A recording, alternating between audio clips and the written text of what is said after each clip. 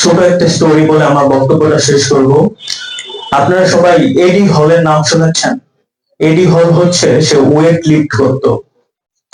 তো এডি হলের ইচ্ছা ছিল একদিন সে 500 কেজি ওয়েট লিফট করবে, কিন্তু এডি হলের যে ডক্টর ছিল আরো যে মানুষ ছিল তারা বলছে it's quite impossible, you are not gonna lift 500 KG, it's absolutely impossible. Eddie হলের স্বপ্ন ছিল সে 500 কেজি ওয়েট লিফট করবে। একদিন যখন সে স্টেজে উঠছিল, সবাই তার দিকে অপলক দৃষ্টিতে তাকিয়েছে। সবাই বিশ্বাস করছে যে এটা সম্ভব না। ডক্টর বলছে, অন্যান্য বিজ্ঞানীরা বলছে ইটস নট পসিবল। তো এডি হল যখন ফাইনালি ওয়েট লিফট করবে, তো সে ফাইনালি ওইটা লিফট করে 500 কেজি তোলার পরে তার নাক মুখ দিয়ে রক্ত বের হয় এবং সে ওইখানে অজ্ঞান হয়ে যায় অন স্পট।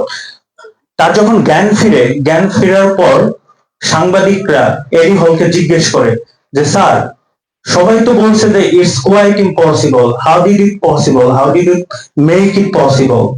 তখন এডি হল বলছিল যে আমি যখন ওয়েটটা লিফট করছি, ডেড লিফটটা তুলছি, তখন আমি চিন্তা করছি যে একটা গাড়ির নিচে আমার সন্তান পড়ছিল এবং আমার ওই সন্তানটাকে বাঁচাইতে হবে। সে যখন এইটা ভিজুয়ালাইজ করছে যে একটা গাড়ির নিচে তার সন্তান পড়ছে এবং সে মারা যাবে, তাকে বাঁচাইতে হবে, এটা যখন ভিজুয়ালাইজ করছে, সে 500 কেজি তুলে ফেলছে। You understand, this is the power of visualization.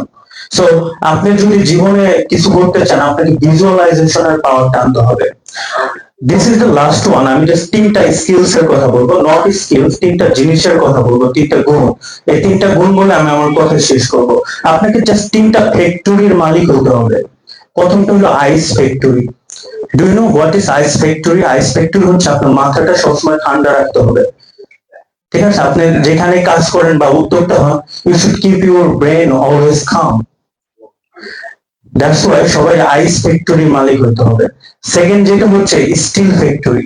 Steel factory হচ্ছে কি, যে আমরা একটুতেই ইমোশনাল হয়ে যাই, একটুতেই হতাশ হয়ে যাই, ডিসঅ্যাপয়েন্টেড হয়ে যায়।